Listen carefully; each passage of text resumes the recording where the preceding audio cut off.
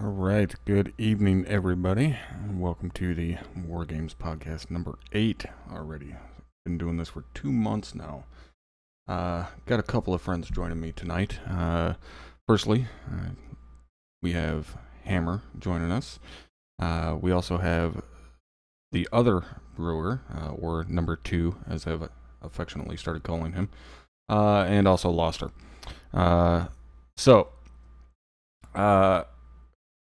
Before we get going on kind of the recap of Task Force Charlie and Task Force Bravo, firstly I want to kind of introduce the guys at the table tonight. Hammer, thank you for joining us. Thanks for having me. And we don't really necessarily need to go into the history, Hammer's history here anyways. We've gone over that on previous podcasts, as well as our history working together. So we're going to glaze over you because, well, no one likes you that much, except for me. I'm pretty glazed. Yeah. So let's start from the pseudo bottom, if you will. Let's start with Loster. Loster, give us a little bit of background on yourself. What got you into Arma and into the 506th? It goes back a ways. Well, thanks for having me, by the way. It goes back a ways. Probably about 2013.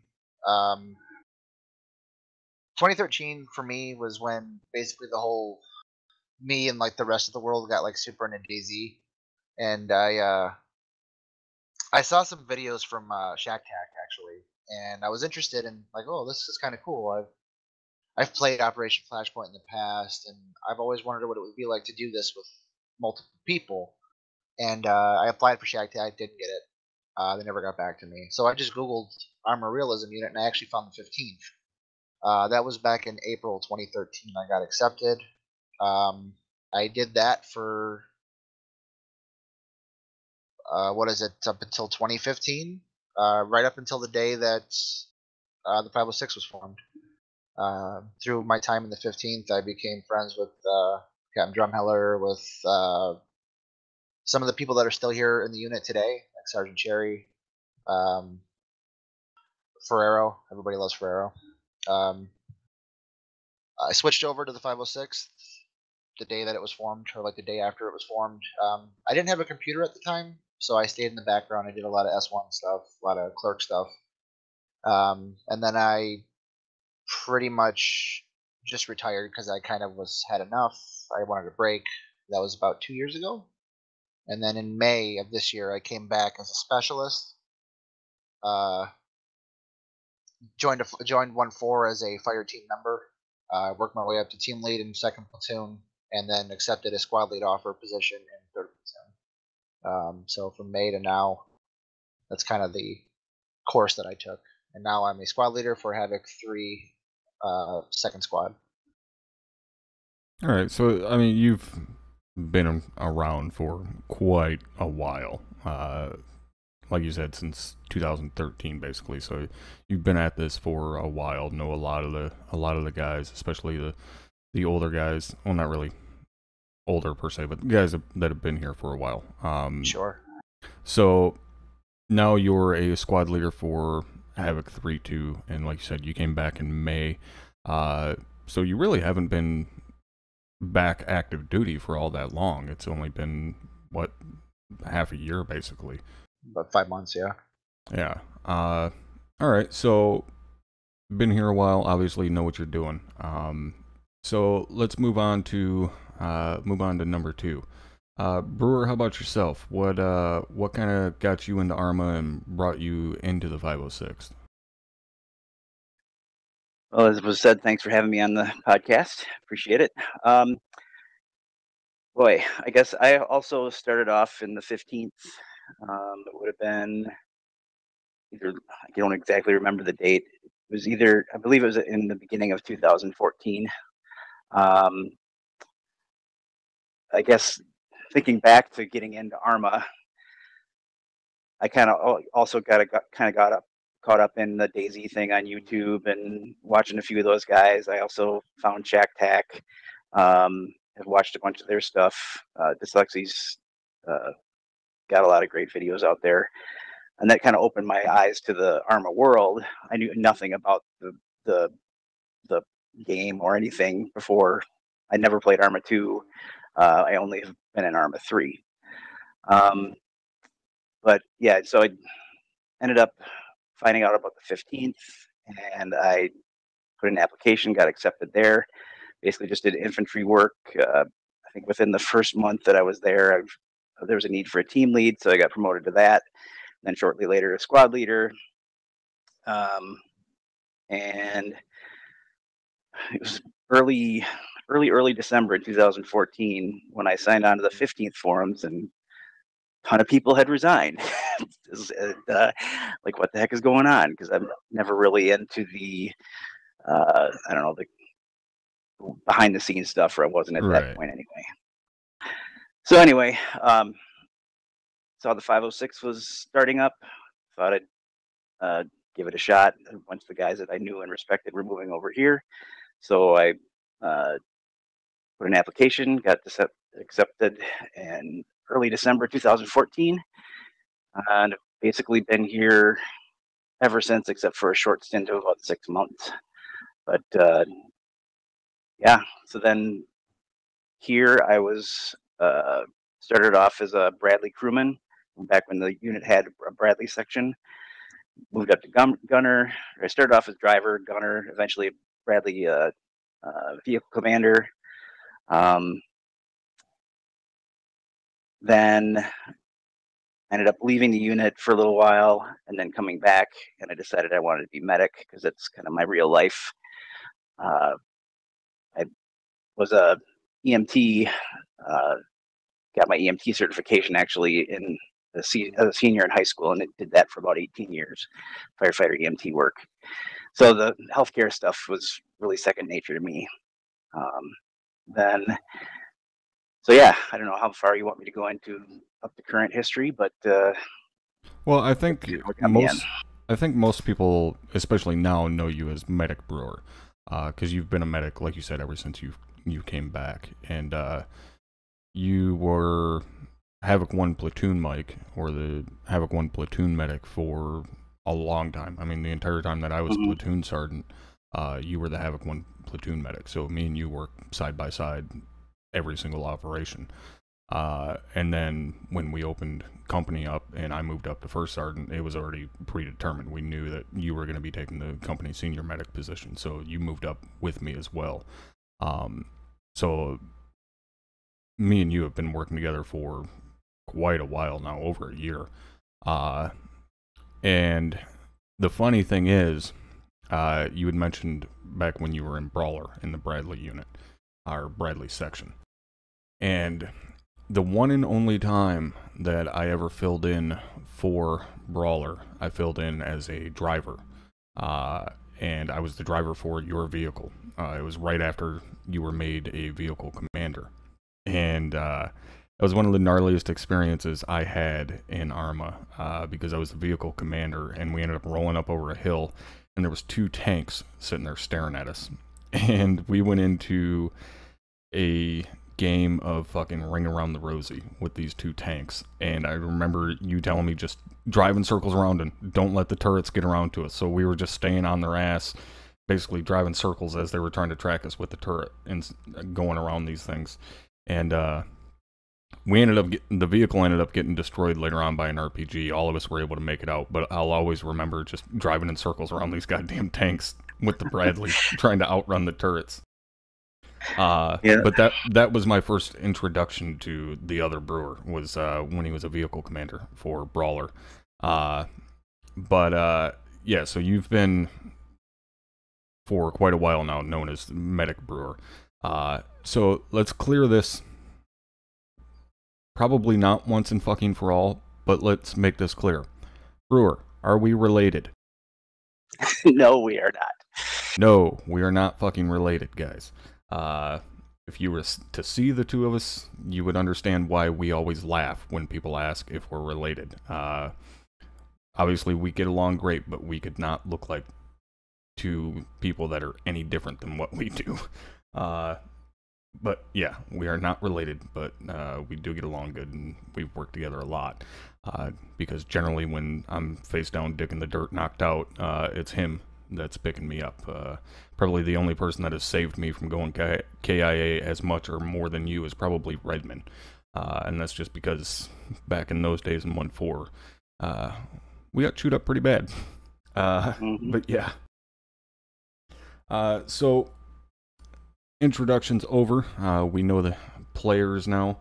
So let's get into the operations from this week. Now, Hammer, were you at Charlie or Bravo this week? Negative. Okay, and Brewer, you were only at Bravo, correct? Because you were staff mic for Bravo, correct? I was actually Zeus for Bravo. Or yeah, you were Zeus, duh. What am I thinking? You're fucking Bravo's Zeus operator. I'm an idiot. Alright. So, I was at both, because I'm always at all of them. CISO for Charlie, Loster, you were a squad leader. I was Task Force Commander. So let's go into Charlie first. For Task Force Charlie, our primary objective was fairly straightforward. We were to air assault into the AO of Trube, town a little ways northeast of COP Rapier. And we were going in there to find warheads from the ICBM launchers that we found in a weapons cache a few weeks ago. We had no idea if the warheads had been fitted to new missiles and put into new launchers or what the gig was. We didn't know exactly where they were in the town. It was just our objective to push in there, find them, secure them, and hold them for NATO forces to move in and deem whether or not they were nuclear, what they were, so on and so forth. So we airlifted from COP Pike, had a nice little helicopter ride out to the LZ, landed, and started moving. The flight itself was pretty straightforward. No issues or anything. Wasn't a hot LZ. We got the birds down, got everybody out, no problem. Started moving, and once we got close to the town of Trube, there was a fairly large ridge line overlooking the town, and there was a couple of bunkers set up on there. We started engaging those bunkers, and we pushed up to that position, to that ridge line, and that's when everything kind of went to shit. There was from what I understand, it was a Tunguska. I myself never actually laid eyes on it because I didn't have fucking AT, so there was no point in me really looking at it. But it was a Tunguska kind of stuffed down in between two buildings with a perfect fucking kill lane lined up on that ridge line. And it started engaging, and it had us, the entirety of the infantry element, pinned down for a solid 5 to 10 minutes. We could not fucking move, and for whatever reason, 3-4 was just having a hell of a time getting guys over towards our side to get eyes on it and engage it. And while we were all kind of pinned down there, Loster, what were your guys doing while that Tunguska was fucking chewing everybody up? Unconscious. Oh, My whole squad. okay. My whole squad was unconscious. Myself included. It took so long, from what I understand, it took so long to get everybody up that. So it was my squad and 3-1, which is Sergeant Alluri's squad. We were on the far eastern end of that ridge, and the Tunguska had its sights right on us. Yeah. Like if you, I was watching my VOD of that mission last night actually, and every time I got back up, I was behind Hesco's, and the Tunguska was just ripping into us over and over again. My team leader actually went KIA from that. So every time we got up, we'd have a couple of seconds, and then it would turn its turret back on us and open up again. We actually managed to hit it, but the problem is the only person that can get eyes on it was Private Lee, who was my law gunner. And a lot of fucking good a law is going to do against a Tunguska. Especially with it, it was probably maybe 200 meters out. Yeah, he hit it, but it was a front. He hit its front armor. Yeah, front impact. So he might as well have thrown a fucking rock at it. Yeah. But from what I understand, eventually 3-4 made its way over, and because 3-4 kept going down too, and I think the house was between 3-4 and the Tunguska, so they couldn't get a Moz on it. It was just a bad time. It was like, looking back at it, it's a no-brainer as to how to engage that thing. Like, we had an entire ridge line in between us and it. It would have been very easy for someone with a Moz or an AT4 to drop back behind the ridge, kind of like what I did, and push further to the right flank and come up over there and engage it. Why that didn't happen, I don't know. I wasn't over there, so I don't know exactly what was going on there. But I know myself in that situation, like, as soon as I would have woke up, I would have been dropping back behind that ridge line and going all the way down to the bottom of it and moving over to the right flank. Again, like what I did. But eventually it did get hit and taken out, and then we pushed forward down into the town off that ridge line. And the captain was running with me as Havoc 6, because we didn't have a staff mic that night. So it was myself, captain, and then the 2 guys from the Dagger Element. And the 3 of them stayed up on the ridgeline while I pushed down into this roadblock area with Havoc 4. And that's when things got really bad. We pushed down into there and started clearing it out. Havoc 4 was in front of me. And I seen Tosco go down in front of me. This guy had popped out from around the corner at the Hesco's and dropped him, and he went to pop out again, and I ended up fucking riddling him with 5.56, and he went down. But by time I got over to Tosco, there was one guy there from Havoc 4, and I'm yelling at him like, hey, hold fucking security, like, stop sitting here staring at Tosco, hold security. And he basically turned himself to look back up the ridgeline where we just came from, like something was gonna come up from behind him and crawl out his asshole, and had his back to where the rest of Havoc 4 was at. I turn and look, and the entirety of Havoc 4, besides this one guy, is down. So I round the corner, and there was one of those little, I think they call them cargo houses, one of the little, green one-room things. And someone was down right on the steps. I actually believe it was Donch. Donchmeyer was down, like, right in the door. And I could see that there was a guy in the door, but I couldn't get into the building because Donchmeyer's body was in the fucking way. So I threw a flash in the door, closed the door, dragged Donchmeyer off the fucking steps, and the entire time I had someone from a couple hundred meters back behind me firing at me. Luckily, they couldn't shoot for shit. So I pulled him off, opened the door back up, go in there and drop the dude, and by the time I come out, Havoc 6 and the Dagger Element had made their way down to me, because when Tosco went down, I was calling for those guys immediately, like, I need fucking help down here. But by that time, Tosco had already gone KIA, and they went to work patching the rest of the guys up, and it was just a shit show of a clearing. Buildings were not cleared, like, guys were being treated medically, and there was still a couple of little cargo houses that hadn't been cleared yet. Guys coming out of fucking doors, shooting motherfuckers while they were treating people on the ground. Like, it was bad. And that was over on the far right flank. And after we pushed down off that ridge, Loster, where did you guys go? To you. We actually went from... you responded to the mass cast, right? Correct. I was told by Lieutenant Oliveira, we need you to move up to Havoc 6, which is the captain. I took my squad, we punched northeast up the MSR, hooked up with a company HQ, we hooked up with Havoc 4. My teams pulled security, and then we toughed that out for, 10-15 minutes, and then we continued to push north after that. Yeah. And very quickly, Tosco with the 5 spot. Thank you very much for the support to the channel. So yeah, we hung out there for a little bit, kind of got everything calmed back down, got everybody back up and stuff, and then we, like you said, continued pushing north. And then we got up to the next kind of shit show, which we were talking about a little bit ago, before we went live, which was when we reached those apartment buildings. So at the very north end of town, there was this huge complex of interwoven HESCO bunkers and just OP towers. It was bad. And there was multiple fixed guns. On our side, there was a Tunguska under some camo netting.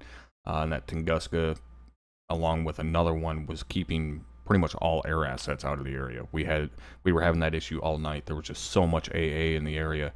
We could not safely get air assets in there to engage shit. And I know you guys were on the east side of the road. Myself and the rest of HQ were on the west side of the road. And we're all looking north, and there's this fucking Tunguska 200 meters down the road. Actually, I think it was 250, but it was like spot on 250 meters. And we're all yelling for someone with AT, like just begging to get someone with AT. I'm yelling at fucking Havoc 3 HQ, like, you need to get someone over here with a fucking stick of AT. And then I look over across the road and hear somebody with an AT4 on their back.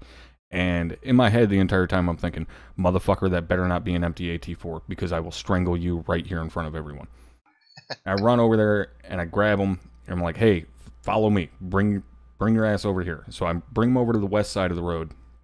We've got perfect clear line of sight to this fucking Tunguska, and I'm pointing at it and saying, do you see the Tunguska right there? Do you see it?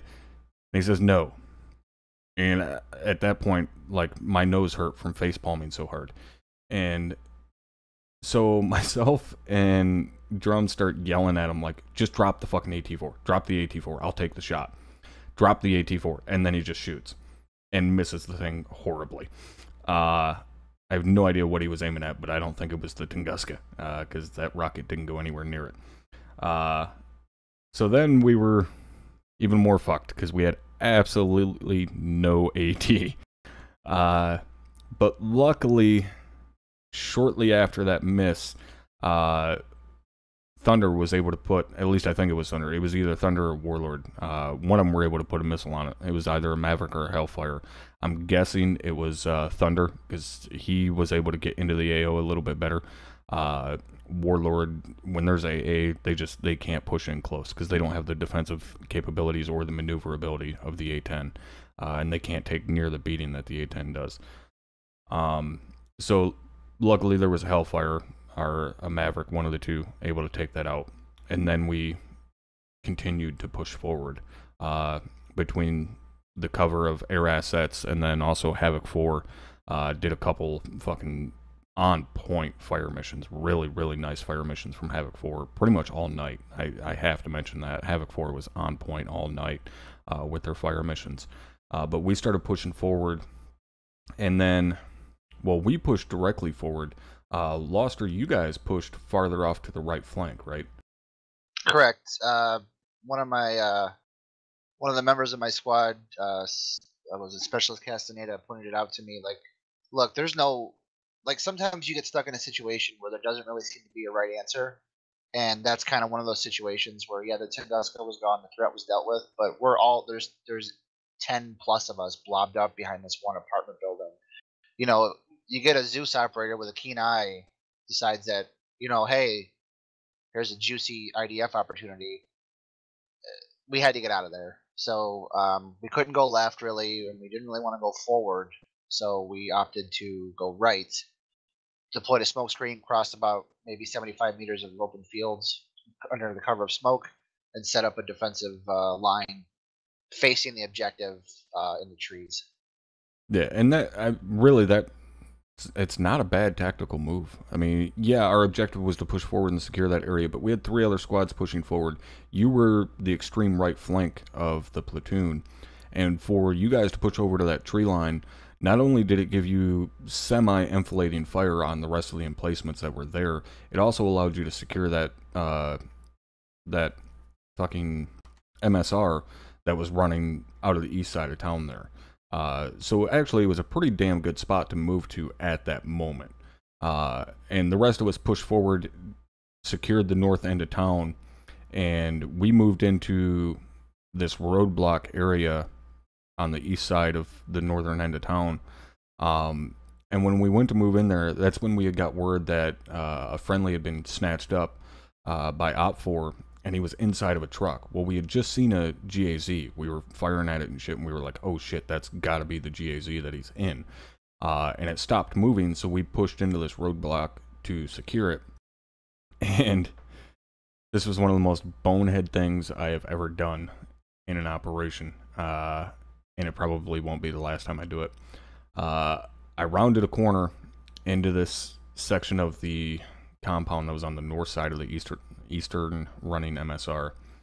I round the corner to the right, and here's a dude coming out from behind a HESCO. I pull the trigger before he does, only I didn't have the fun switch flipped on the M4. I had the M203 selected. So instead of pumping him full of 5.56, I smacked him square in the chest with a 40mm grenade. And of course it didn't detonate because it hadn't reached the arming distance. Now, in reality, that would have made that guy's sternum turn inside out and plant him on his ass. But arma be arma, it did dick all, and he shot me in the face and instantly knocked me out. But luckily, the person following me happened to be Drum. So when Drum came in right behind me and I got dropped right in front of him, luckily he did have the fun switch flipped, and he pumped the dude with about half a magazine, if not more, from his M4. So much so that afterwards I found out it was Myers controlling the guy as Zeus.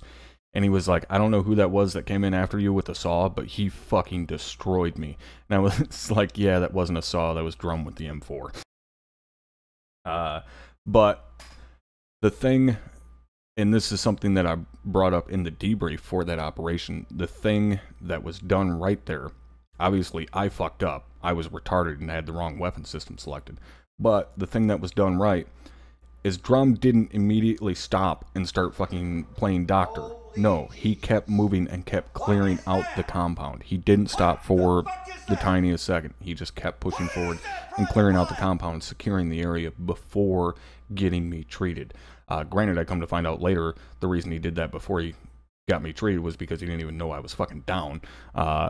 Which, how he missed that, I have no idea, but either way, he would have still done the same thing. He would have just moved forward.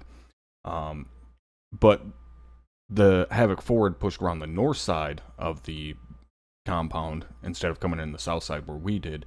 They secured the friendly, and then we basically set up in that roadblock area, basically for the remainder of the operation. And, GI host, or for those of you guys that don't know, that is my good buddy Caldwell. Thank you very, very much for the 20 spot. Mr. Caldwell right now is currently deployed. He rocks the big bastards, the B-52s. He works on those, and he unfortunately had to go to reserves due to real-life commitments. But yes, he is in Qatar. So, hey Caldwell, hope everything is going well. So, yeah, we hung out in that roadblock area for the remainder of the mission. And we got word that there was a convoy coming in from the east. And once it started getting closer, we got word that it was headed up by at least one main battle tank. I can't remember if there was one or two. I think there was two. Or maybe it was only one. Because I know there was a BMP, and then a BMD, I think, was second. And then there was also a Tunguska. Now, the reason the Tunguska is important is because, if you guys remember what we were just talking about, Loster and his squad, 3-2, was in that eastern tree line outside of the town. They had not pulled back into the town, despite having no AT. And we had word that there was an armored convoy rolling directly at us from that eastern direction. So 3-2 is sitting out there 200-300 meters beyond our lines, with no AT and tanks and shit like that rolling in. And the tank luckily got taken out fairly quick by 3-4, as well as the BMD, I believe is what it was. I didn't really get good eyes on it. The Tunguska, however, decided to go full fucking rage face and just smoke the entirety of that kind of face of that hill that 3-2 was on, and then roll around behind them. Now, at the time, we thought they got absolutely fucking decimated. Like, I was telling Havoc 3, like, you need to get guys over there immediately. 3-2 just got fucking smoked by that Tunguska, because there was rounds landing fucking everywhere. Now, come to find out, Loster, how many of you guys got fucking chewed up by that Tunguska? Two. Two for my Bravo team. So 2 guys got fucked up from all those rounds, and any of you guys that watched it live, like, that thing's probably spit 150, 200 rounds of HE into that area, and only 2 of you guys got fucked up. That's correct. That's absolutely insane. And they had a bunch of trenches built, and the thing that saved their ass is you guys were all prone down behind those trenches, and that's the only thing that saved you. I gave the order to not draw attention to us, because there's no way that we were going to get out of there. Like, by the time the armor was spotted, there's no way that we were going to get out of there on foot. So I told everyone, go prone, don't fire, don't open up, don't draw attention to yourselves. Yeah. The MBT rolled right past us. I think the next vehicle was a BMP3, I think. That rolled right past us. And then the Tunguska opened up on us. It managed to hit my Bravo team, which was entrenched a little bit further out than I would have wanted them to be. But I think it was just like the area of effect from the HE. Knocked 2 guys out. Bergwall got him right back up again. We stayed prone. We didn't engage. It rolled right past us.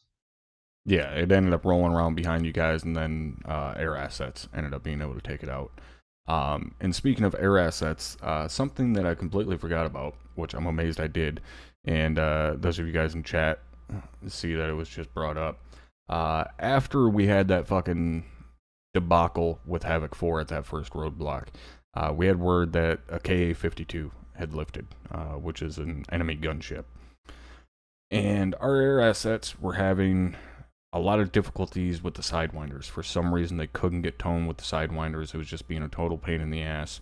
The A-10 couldn't get into the AO close enough to engage it with guns because there was just too much AA. So, being the badass that he is, Drum decides to take his laser designator and laze the helicopter with it so that they could get tone. And this helicopter had been up for what felt like fucking forever at that point, because air assets just could not lock onto it. But Drum got his laze on it, and they were able to get tone off the laze and take down the helicopter that way. So, for any of you guys that are curious whether or not you can do that, yep, you can. As long as you can keep the laze on the helicopter, they will get tone and shoot that motherfucker down. So, that was pretty fucking ninja. So back to the end of the operation. Again, we were set up in the roadblock area. You guys got picked back up, and then you guys moved back into the town after that Tunguska was taken out, right? Correct. We were ordered to occupy the position that we were originally going to occupy when the briefing was first handed down, which was on the. We moved from all the way about 200 meters outside to the east of the town to about to the far western roadblock of the town. So we had about maybe 400 meters, half a click to cover. Oh yeah, you guys had a hike. Yeah. But the mission complete was called before we got there. So. Oh, okay. Yeah. So we'd set up after that convoy came in. Everything got mopped up pretty goddamn quick. With the exception of that Tunguska, but even that didn't last that long. Once it moved around to the backside of 3-2, air assets were able to take it out. And that was it. We called mission complete. We had secured the warheads. All enemy assets had stopped or ran away. So we were done. Mission complete and mission success. So that was it for Task Force Charlie this week. Now moving on to Task Force Bravo. Task Force Bravo, our objective was to basically foot patrol to the east to an area of interest that had a radio tower and stuff just east of COP Rapier. We moved out on foot. I was filling in as Havoc 2-1 Bravo's rifleman, which was, you know, it was nice to be able to carry AT. I was hoping we'd be doing a little bit of mount so I could carry the boomstick, but that wasn't really the case per se. But we moved out on foot, and we had, as you guys are seeing now, this is our first contact in the video. Guys are little ways out there, just a random foot patrol, and we ran into those quite a bit throughout the night before we actually got into the objective town. We ran into quite a few foot patrols on our flanks, and this was something that Drum had brought up in the debrief for the task force. We never pushed and cleared out those areas that those foot patrols were in. So there was multiple times throughout the night that we would hear fire coming from back behind us, from stragglers and shit like that we just never went and cleared out, which was a pretty big tactical mistake, to take engagements on our flanks like that and not send anybody out to clear the area. It definitely could have turned out a lot worse. I mean, those guys could have called in IDF on us, all kinds of shit. But we got up towards the objective area, and we had kind of this almost uphill assault to the actual village itself. And prior to the actual assault of the area, there was an MBT up there. There was a couple of BRDMs. One was unarmed. One had rockets on it. Some pretty scary shit. And once we kind of began the assault, the MBT had been hit. The one gun truck up there had already been neutralized, essentially, and the BTR with the rockets on it the BRDM with the rockets on it had disappeared until we actually started pushing up on the town, and then it fucking appeared on our right flank, which scared the shit out of us. But somebody was able to get a shot on it pretty damn quickly. And then we continued pushing up, and right before we crested to get into the village, I looked to my 10 o'clock, and here is a fucking BMP-3. Luckily not staring at us. So I yelled at everybody to hold, stay back and deflate. I pulled the AT-4 out, and I didn't need to range it. I knew it was close enough at 50 meters. I was probably closer than 50 meters. And I pretty much just snapshotted it real quick, and hit it in the front guide wheel. And because we only had maybe the front quarter of the vehicle sticking out of the Hesco, so that's the only real shot we had. We couldn't maneuver around to the back of it. So I took that shot, and it really didn't do much of anything to it. I've seen it start smoking a little bit, but they didn't dismount. But luckily someone had a follow-up shot ready to go, and within 5 seconds of my rocket hitting, they hit it with another rocket, and that caused it to go catastrophic. And we were able to push up into the actual town itself. And once we pushed into the town, it was just a matter of moving eastward through the town and clearing out enemy positions and bunkers and stuff like that. Fairly straightforward shit. Until we reached kind of the far eastern end of town, where we halted and we set up defensive positions all around. And then at that point is when shit got a little hairy.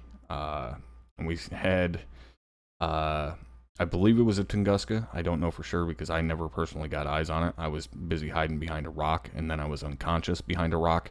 It rolled in on the OSR that we were sitting on, basically, and it started firing down on us, and the splash from the HE rounds fucking knocked me out.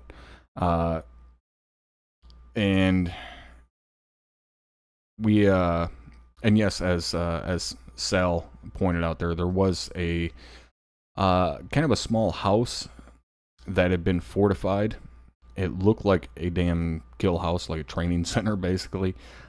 Me and Bollinger pushed in there. The two of us were battle buddies, or AA run, as you guys always hear us call them. We pushed in there, and I rounded a corner. There was two guys there. I dropped the first one, put rounds into the second one. How he didn't drop, I don't know. And apparently there was a third one on my immediate right that ended up dropping me and AA Ron. And it took a while for guys to get in there and clear that place out. It was a bit of a fucking maze and a bit of a shit show. But guys were able to get in there and clear it out and get us up. And then when we moved out of there, we started pushing down the road a little ways, and we get a couple 100 meters away from it, and then I got schwacked by a mortar. which was fun. So I had been knocked out twice in a matter of maybe 10 minutes at most. But we pushed through, and again, we're able to get up into the town, secure that, set up defensive lines, and then we basically started getting hit from all sides. And Brewer, you were Zeus for Task Force Bravo. Take us through how the operation was for you as Zeus. Was it a lot of work? Well, I know it was a lot of work, but how hard was it for you to keep up that kind of pressure, especially once we got set up in defensive positions? Yeah, as you said, it was a lot of work. I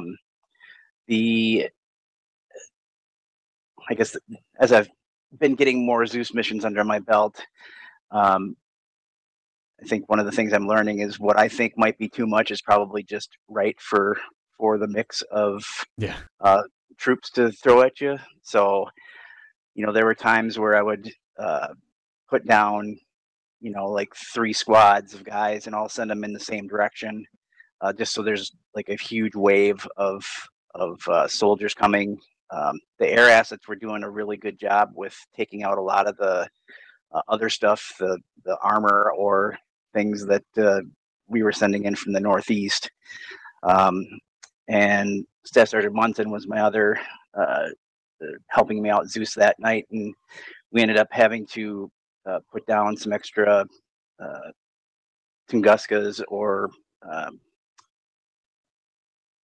other air assets, roving AA guys, to kind of keep them at bay. And that's when we were able to get some of those other armor pieces in really close. Like there's a BTR that basically rolled up in between everybody on the eastern edge of town, and then later on, I never even seen that thing.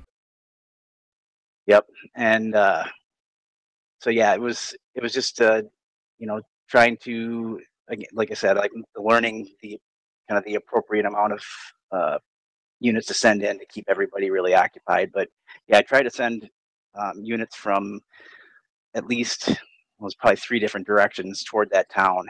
And there's a few times where a lot of even the foot mobiles got really close, up into the, especially later on in the mission, people were calling on the radio that we were being overrun and whatnot, which wasn't really the case. But I think it's just because there were so many other guys or so many enemies that were coming at the same time. It felt like, you were getting overrun, but there's never any real danger of that. Yeah, and that's, after I took out that BMP-3 with my AT-4, that was pretty much the last piece of armor I seen the rest of the night.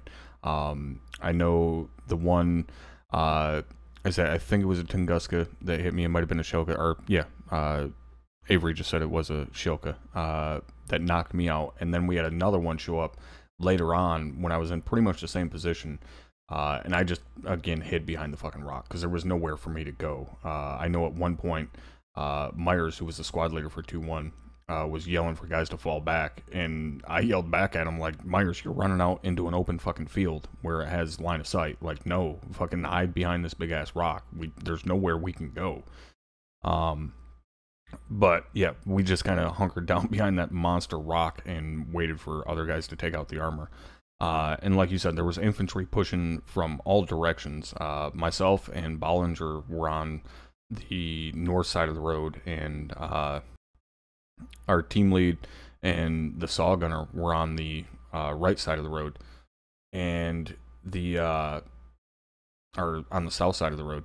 And they were constantly calling out guys. Yeah, we got guys coming from the southeast, south, southwest, and then we had guys coming from the north and northwest and stuff.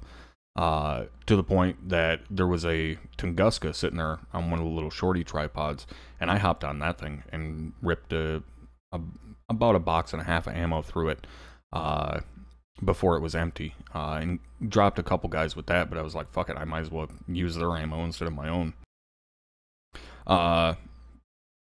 So once everything kind of got secured there and settled down for a minute, we pushed over to the south side of the road. There was a set of hills and stuff south of us, and we pushed over to those hilltops.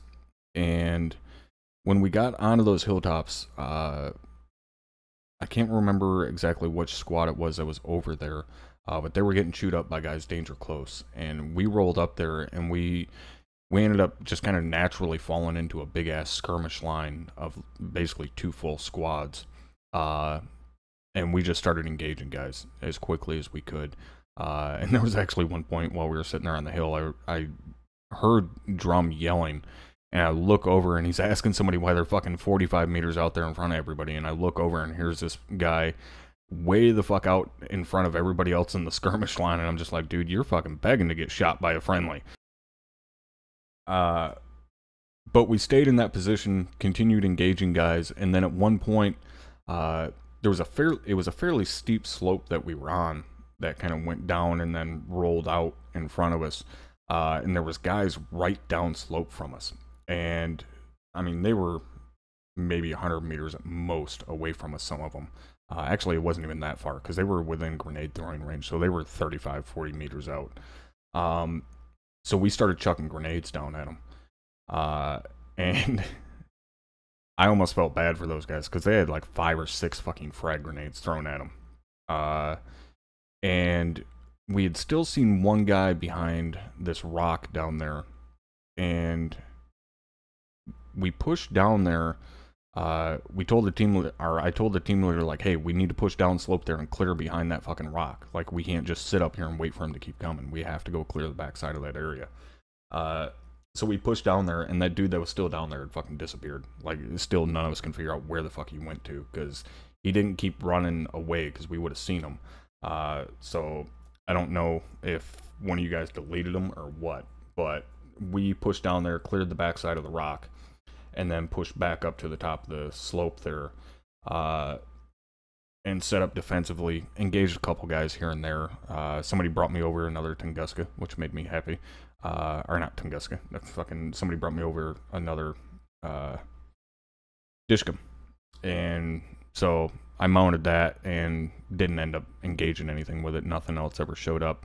But I did see AAA engaging air assets. There was definitely a Tunguska over to our east, a ways out there, probably a click or so out there, that I seen the cannon rounds going off, and then Myers had seen a missile or 2 go up from it. And that was really the last thing I seen was those AAA threats trying to engage Thunder. And I believe Thunder ended up taking those out. Is that correct? He was able to take out the Tunguskas and shit?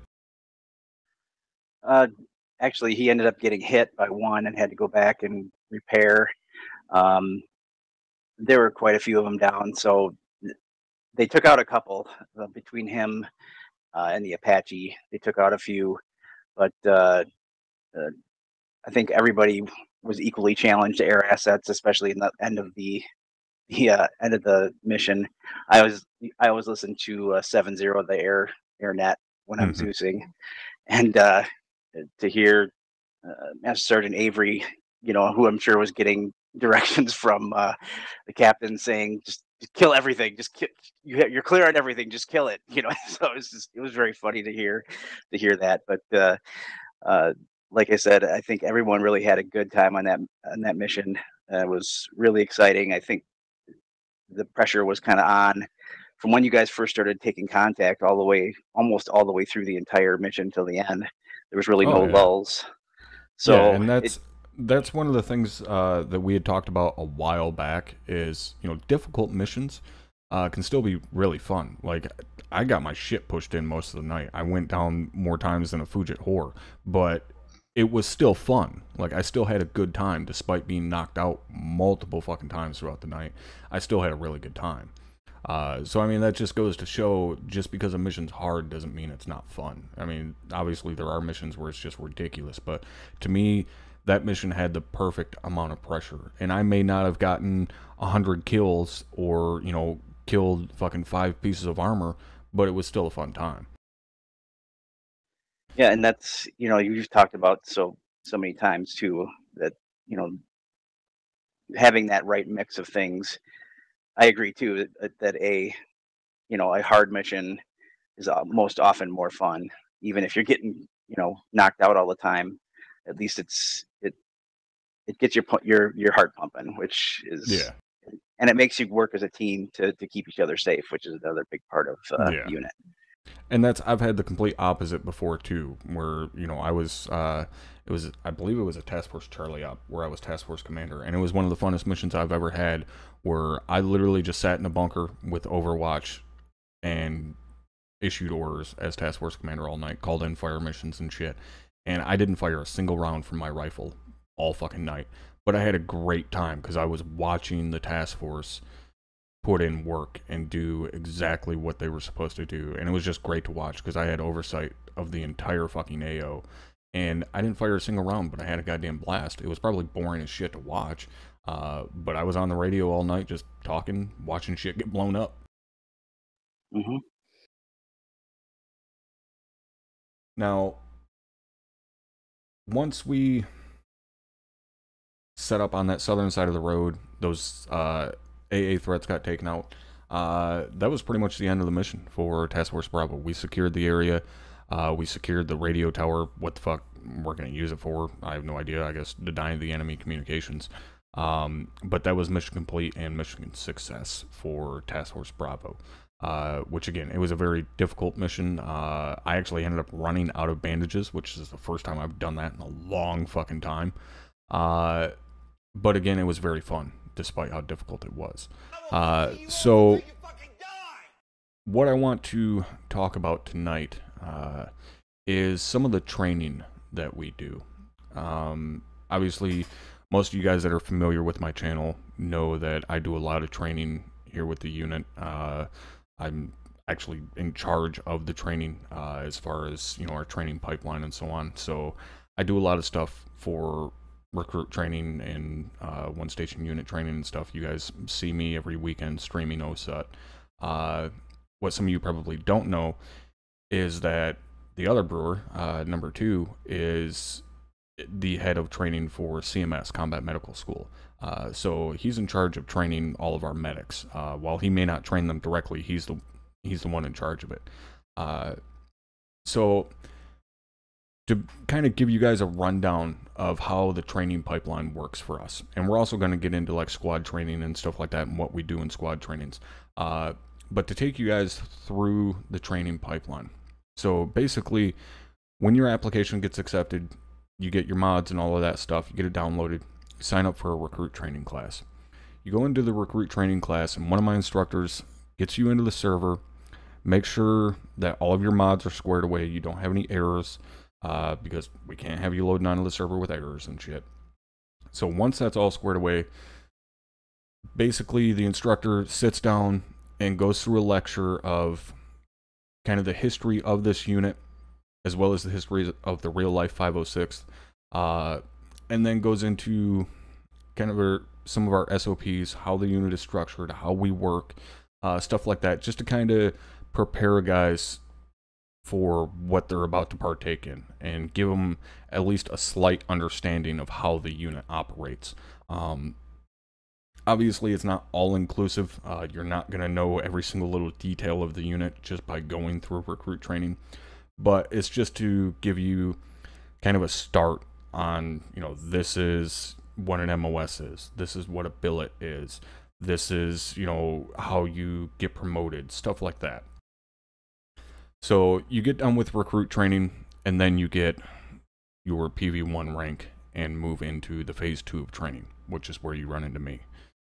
So you sign up for an OSUT class. Going to OSUT, again, as most of you guys know that follow the channel, you know, we teach you the basics of being an infantryman. And again, it's the very fucking basics. Like, we only have 2 days per week, so we have 4 days total of OSUT training, and it's 2 to 3 hours per day. So at maximum, absolute fucking maximum, we would have 12 hours of training for phase 2 to teach you guys all the shit that we do on the ground, which just isn't possible. So we teach you the bare bones as much as we can in a very short amount of time. And you get done with OSUT, and then you have a choice to make of what MOS do you want. Do you want an 11 Bravo or an infantry-based MOS? Do you want a pilot MOS? Or do you want 11 Charlie? Or do you want medical. And if you go pilot, basically you report directly into whatever section you're going to, whether it be DECO or the 74th, and then you start going into flight school. And then once you graduate flight school, you finally report into that section for good. Now, if you're going 11 Charlie, you report directly into Havoc 4, which is our mortar section, and they take you through their training, and you get qualified on being an 11 Charlie. You're good to go. You go, say, 11 Bravo anti-armor or 11 Bravo machine gunner, then you report directly into one of the infantry platoons, but before you're able to really do anything, you have to get qualified on those weapon systems. So you still have more training to do. And then if you go basic 11 Bravo, just basic infantryman, that's it. You just report into battalion, then platoon, squad, team, so on. And that's it as far as the training pipeline. Obviously, you're still going to be doing training because we do weekly squad trainings and stuff, but you don't have like another school that you have to go to. And lastly, if you go medical, you go 68 Whiskey, then you have to go into a combat medical school. So, Brewer, run us through kind of a typical combat medical school for guys that don't know. What is it you guys actually train to do? What does the school consist of? So on. Sure. So basically, combat medical school takes someone who it's built for the guys that are just coming out of OCIT to be able to know everything, well, at least the basics of the, I apologize about the dog barking in the background here. The basics of the ACE-3 medical system, how it works. We talk a little bit about anatomy and what functions, you can, if you look at someone's head, you can do this or that. If you on the arms, you can do this or that. Talk about radio communications, because it's a little bit different for medics, as the medics have their own medical channel that they communicate with themselves. So when we're on an operation or training as a platoon, all the medics have their own channel to talk around on, plus having to be able to talk to their team leads on the radio on a different channel. We run through formations, and with squad medics, they're the battle buddy of the squad leader. I stress very heavily in my schools that, even though you're the battle buddy of your squad leader, you're not the guy who's going to be first in the room, clearing a room or a building.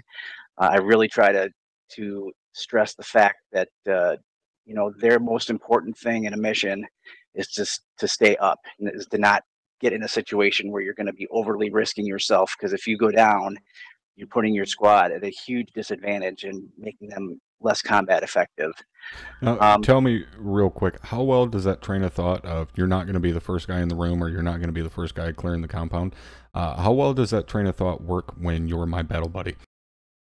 Well, I usually make you go first, so Yeah. Basically, the joke I'm making here, guys, we have we have the saying of lead from the front. So quite often, when we go into the shit, I'm not as worried about going down because I know Brewer is going to be there to pick my dumb ass back up. But it's not surprising to see myself and Brewer out in front of the entirety of the ground element, because I'm tired of fucking waiting. So yeah, please continue on. Yep, and actually a couple missions ago with Lieutenant Hammersmain, him and I was running with him, and we had the same thing where he was tired of kind of waiting around, so we just took off and went in front of the rest of the unit. But it happens that way sometimes. But like I said, I really stress in the school for the medics to whenever you stop, you always look for cover. You're not going to be you may not shoot your gun, your rifle, as much as the other guys in your platoon, but that's okay. Your main job is to keep your guys combat effective. Yeah, we go over radio communications. We talk about combat care and triage, about who gets treated first if you have more than one guy down. Talk about mass casualty incidents, what's going to happen during those things. Just the basics for medical. Everything from radio communications to how ACE3 medical system works, to how the CPR function works, for example. We do a lot of that just by reading the document, and then we go into game, and we set up people's loadouts using the arsenal, answer any questions people have about how much they can carry of certain things, and then go actually out in the field, and the students shoot each other in the face until they go unconscious, and then the other student picks them up, bandages them, wakes them up, learns how all that works. Do treatment in vehicles. It's just basically we try to cover all the possibilities of treatment. Right, every kind of shit show you could possibly get into. Right. Exactly. And to answer the question from chat there, we use the basic medical. And there's been, there's always the fucking argument of, well, it's a realism unit, why are you using basic medical and this and that? Simple answer is fuck off. If you don't like it, don't fucking come here or don't watch. The more detailed explanation, we've had the argument multiple fucking times, and it's been put to a vote multiple times, not just by HQ, but in the unit as a whole. And every single time, the result is that guys want to use basic medical. So we go with the masses. If that's what the masses want, then that's what we use. Because even if I did like advanced medical, I'm not going to say, well, I'm a special fucking snowflake and I like it, so everybody has to use it. Like, no, it's just stupid. Like, if you go into any type of gaming community with that mentality, you're going to fucking fail horribly, and you deserve to.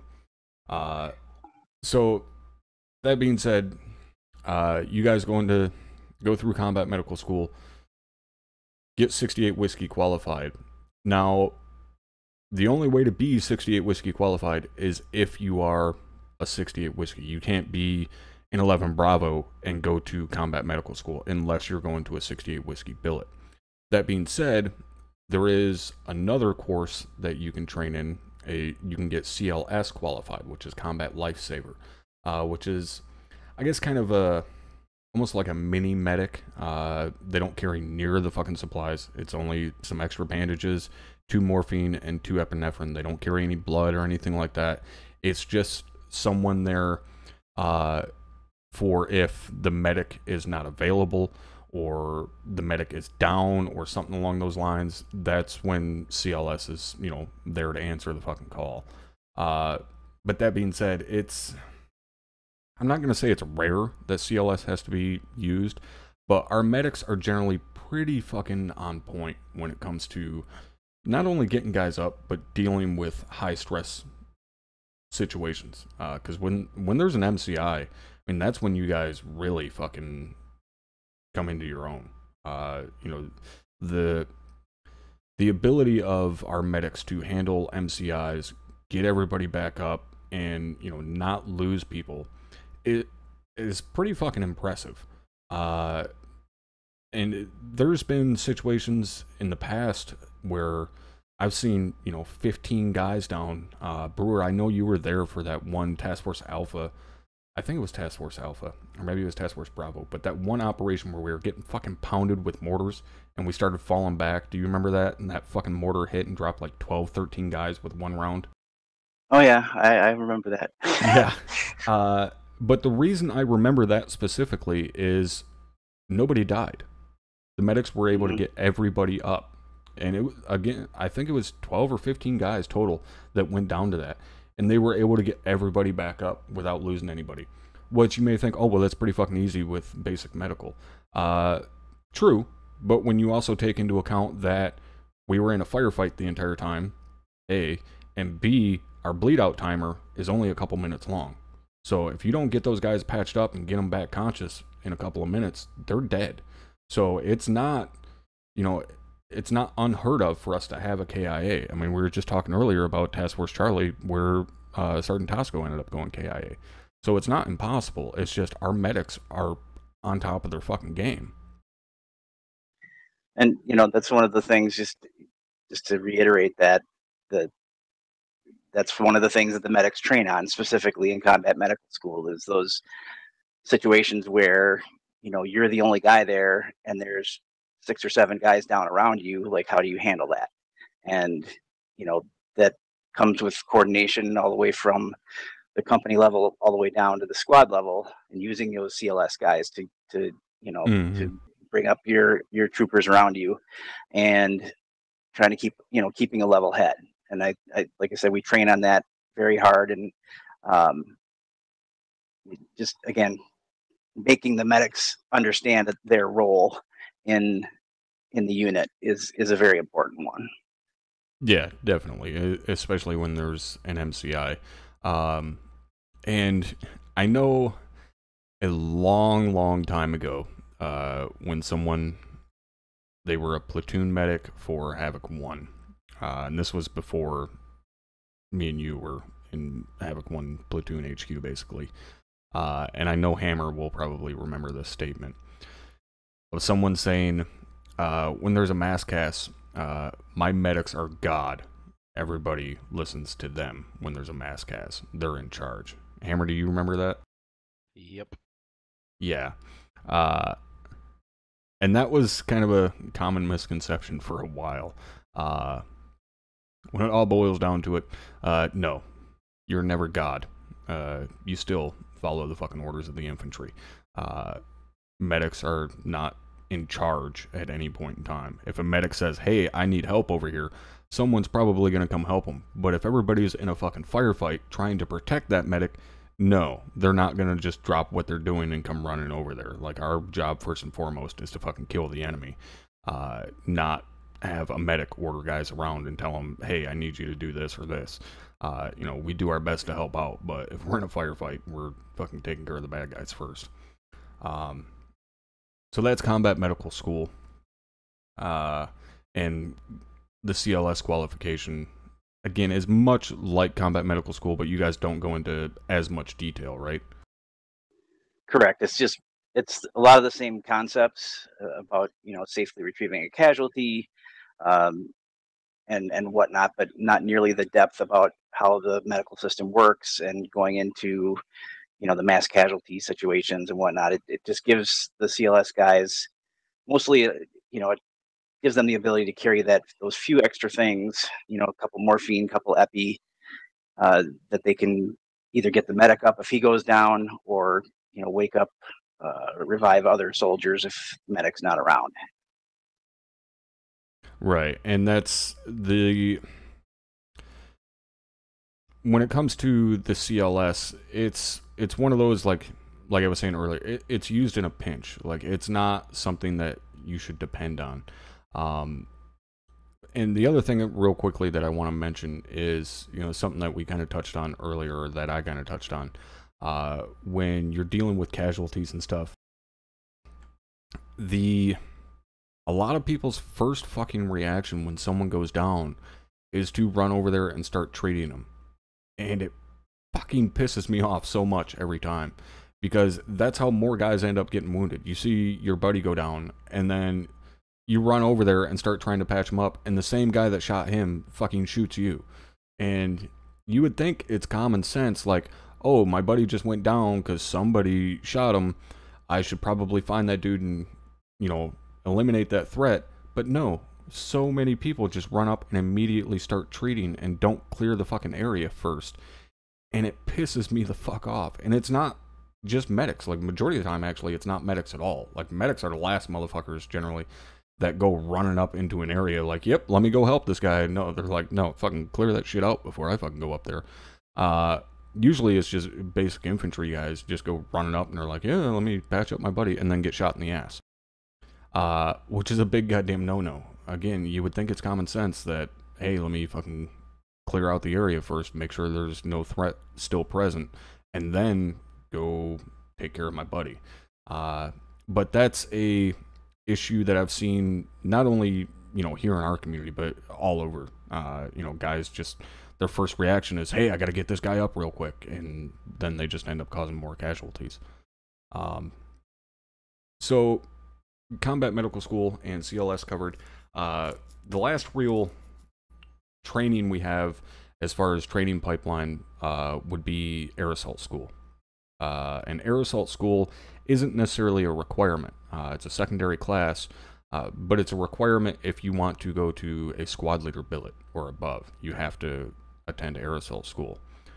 And air assault school is a fairly simple course. You go in, you have a pilot and an infantry instructor there, and they teach you the ins and outs of not only loading into the birds, which we also do in OSUT, but they go into more detail. They go into, what it is to be a chalk leader, how to number off if we're going to be fast roping or rappelling or whatever, and kind of the responsibilities of each guy, when you're calling out that you're going, that you're fast roping, whatever, and stuff like that. So it's not super detailed, but it's mostly for squad leaders, hence why it's, a requirement for squad leaders, because squad leaders in air assault are chalk leaders. So they're the ones dictating who's got what number. They call out, when you're going to start fast roping, who's going, so on and so forth. So a lot of responsibility gets put on the squad leaders, hence why they have to attend air assault school. So that's the last official kind of training pipeline thing. Now, to get into some of the other training that we do, we have documents such as the WLCs, the Warrior Leadership Courses, the ALCs, Advanced Leadership Courses, which are more so, I don't necessarily want to say paperwork oriented, but they're not necessarily as influential in game as what some of the other classes and stuff like that are. And then we get into the SLCs, the Senior Leadership Courses, which are something that I really like. And they're also a requirement for guys going to squad leader and above to complete senior leadership courses. And the first one, the SLC 1, deals with MOUT and CQB, and the second SLC deals with fire and maneuver, which I know I have preached a lot. Fire and maneuver is hands down the most important thing that we train on, and it's one of those things that can never really be perfect. You can always improve. Same with MOUT and CQB. You can always improve. You can never do it perfectly.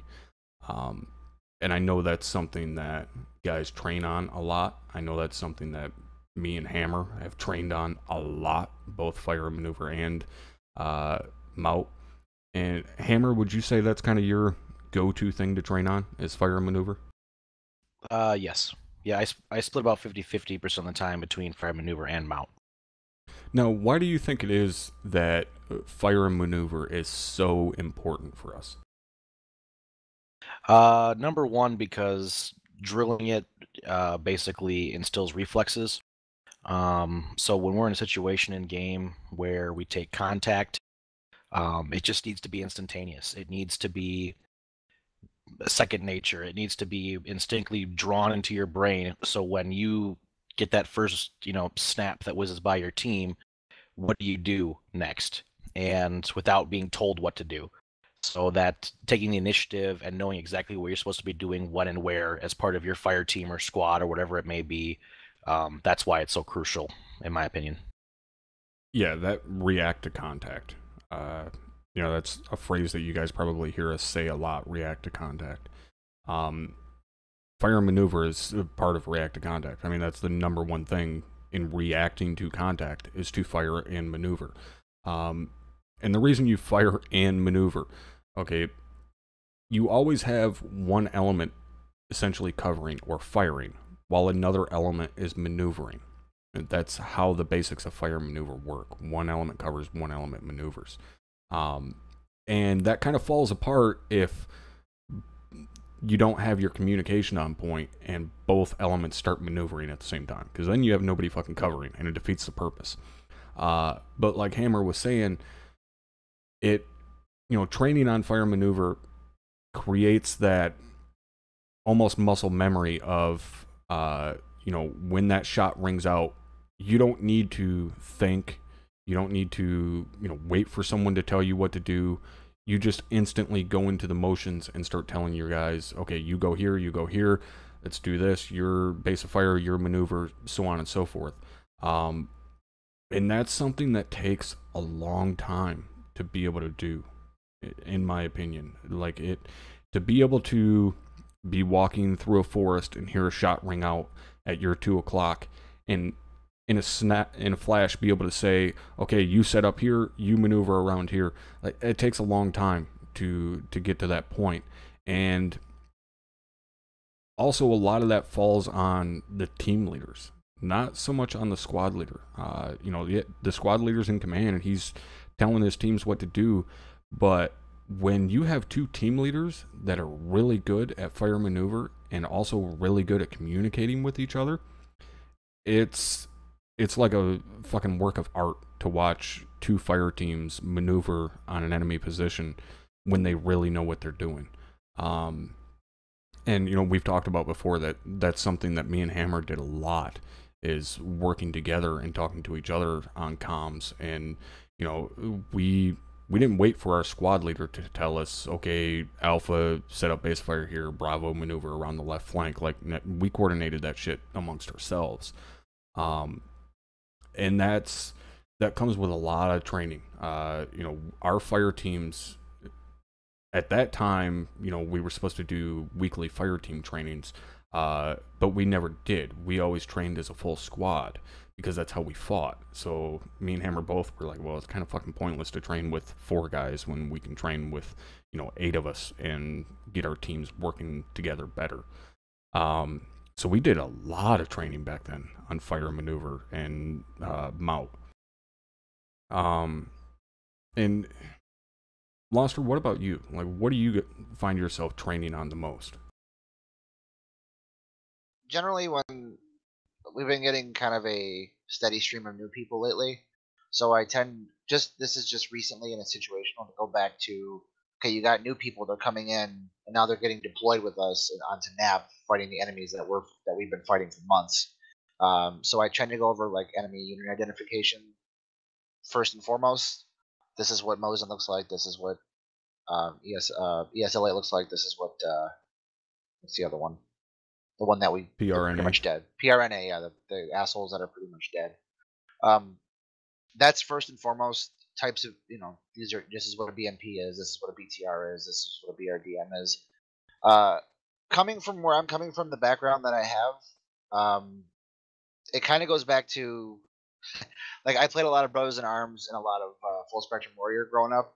So for me, that also applies. Fire and maneuver. Like, you have a fire team, you have a basic fire team, and you have an assault team. Doesn't really matter which one's which, but as long as you drill it into your team leaders' heads that if you're the team that's on point, you're my basic fire team. So if we're moving and we're in a squad column, we're in a squad wedge, whatever the fuck we're doing, if we take contact front left, front right, whatever, your team is going to stop, suppress, while the team that's in the back is going to maneuver. I've been hammering that in since I took the spot. However long ago, 2 months ago that I took the job. Yeah, and I mean, you mentioned Brothers in Arms and stuff. Like, those games were great as far as the tactics involved in them and shit. Like you said, the base team and the assault team, or whatever the hell they were called. I know the one was called the assault team. The basic fire team was the other one. Like, those games were great for fire maneuver, and like just the way they integrated it. I love those fucking games. But yeah, when you talk about having the point team and then becoming the base of fire, and this is something that I notice a lot with guys, is they don't practice true traveling overwatch, which is where, you put that point team 50 meters or so out there in front of the trailing team so that the trailing team has room to maneuver. Majority of the time, we always joke about tactical blobs and stuff like that, and that's what you see in traveling formations a lot, because guys are just right up each other's asses, and it's like, dude, you guys need to space this out, because if we get engaged, Alpha and Bravo are 20 meters apart from each other. Like, how in the fuck is Bravo gonna maneuver when they're, right there? The enemy is already fucking engaging them. They're gonna have a hell of a time maneuvering behind, deflate or concealment when the enemy is watching them the entire time. It makes it pointless. And I think that's something that guys need to work on a lot, is, being able to actually practice traveling Overwatch and space that out a little bit and get out of the habit of fucking crawling up each other's asses.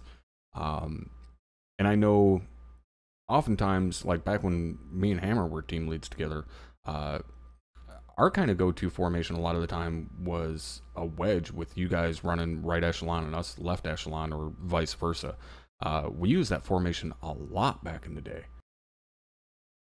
And that generally worked out for us, because if we were hit direct front, not so great, but if we were hit off to, kind of one of the flanks, it was very easy for one of us to create a skirmish line and the other team to maneuver around.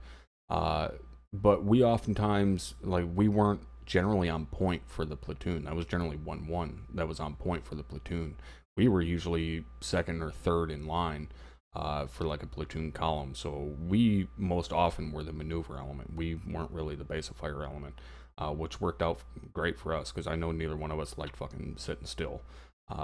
So, we were, again, generally the maneuver element. And we had quite a few really good fucking times where we got into some hairy firefights and got maneuvering around and shit, which was pretty fun.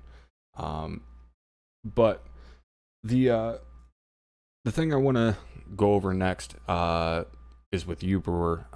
What do you think is important for, like, your medics when doing squad training and stuff like that? Do you think it's just as important for the medics to be kind of up to speed on the fire maneuver and those tactics, or do you think they should just follow their squad leader because that's their battle buddy? Absolutely, they need to know what's going on around them. It's your situational awareness. I mean, and probably even more so because they're the battle buddy of the squad leader.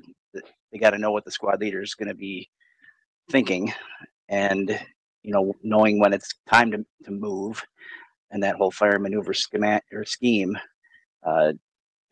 That's what the training is all about, is being able to, and especially working with the same person over and over and over again, that helps you to play off of each other, like you've talked about before.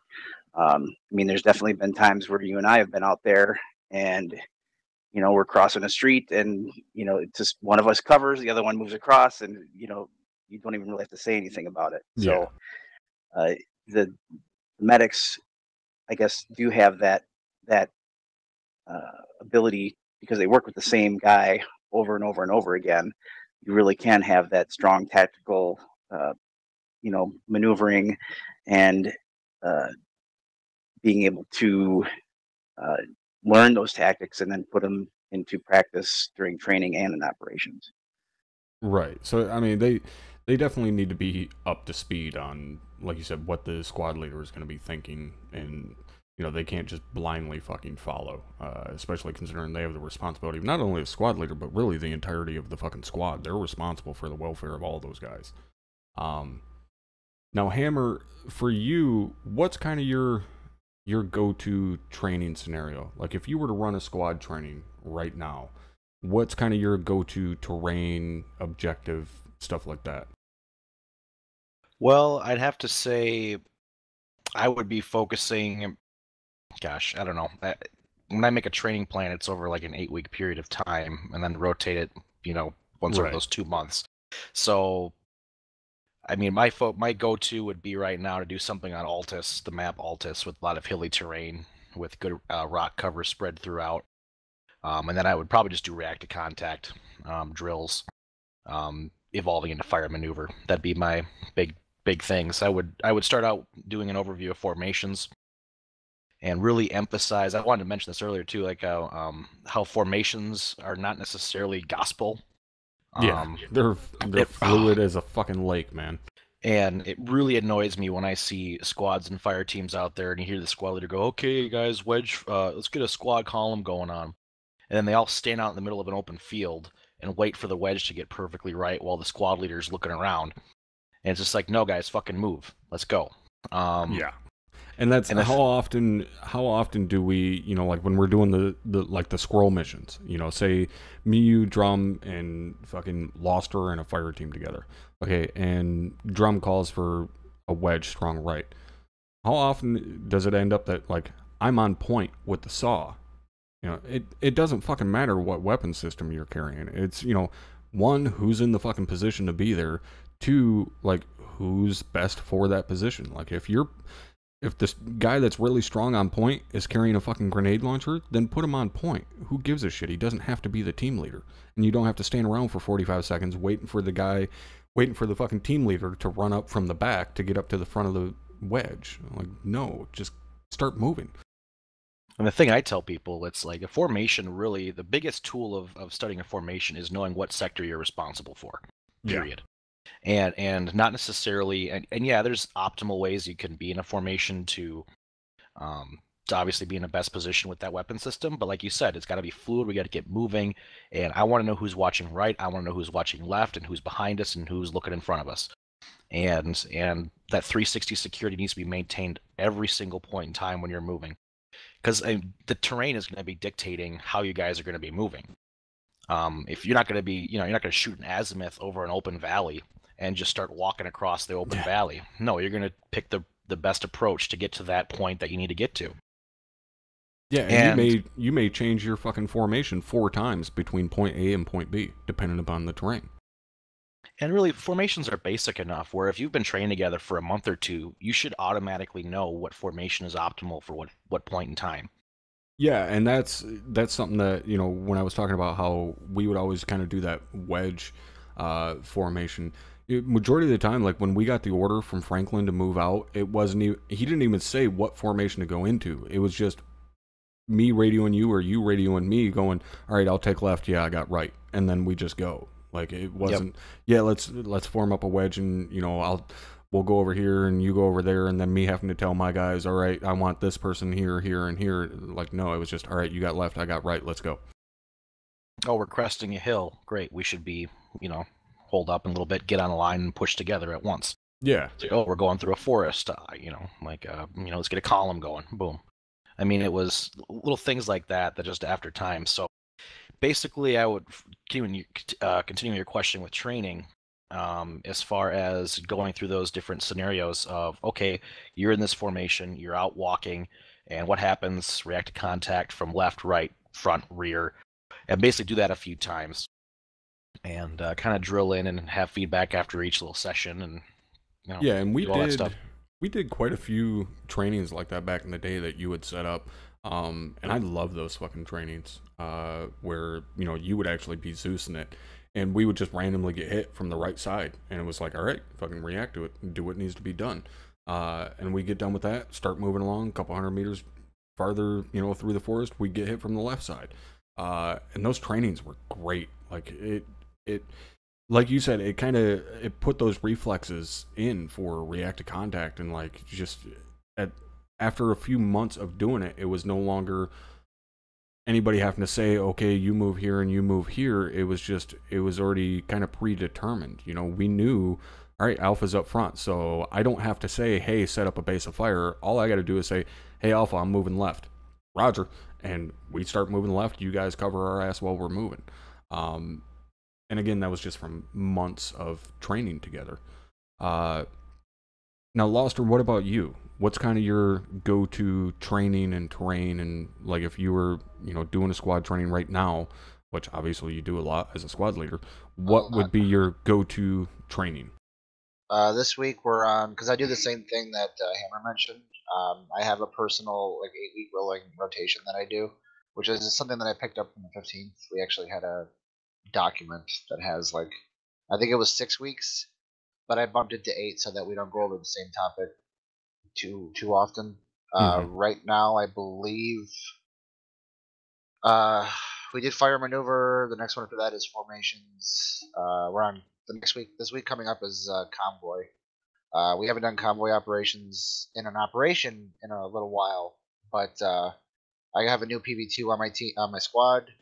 and we haven't touched on convoy in a bit. So basically, it's going to be on Chinaris just because I have a soft spot for Chinaris. My Arma 2 days.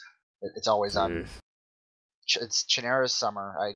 I don't know. I have a soft spot for it. It's either that or Altus. I can't help it. But basically, we'll load up in a couple of NRAPs. We'll simulate like a convoy. It's hard to simulate a convoy as a squad, but traditionally we like to do joint squad trainings.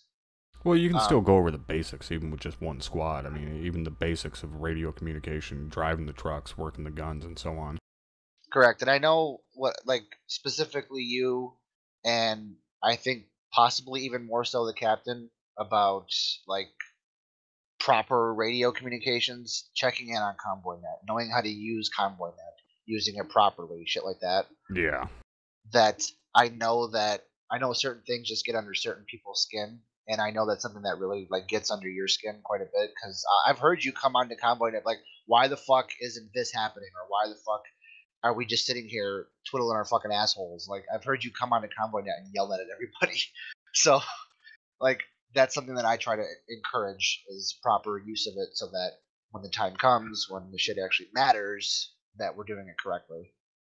Yeah, and like you said, there's been times, you know, where the random fucking so-and-so hops on fucking ConvoyNet and is just like, checking in, frequency 50 over. I'm like, alright, that's fucking nice. We don't check in, we do radio checks, and who the fuck are you? Which then it usually takes them about 20 seconds to find their nutsack again and then rekey up on the radio and do it properly. And it's not terribly difficult. Like, it's not hard to just VIC1 radio check frequency, whatever our ConvoyNet is. VIC2, VIC2 copies, copy that, VIC1 out, VIC2, radio check.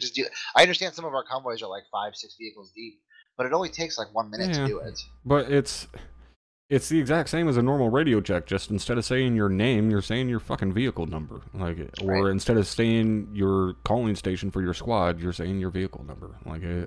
It's not fucking rocket surgery.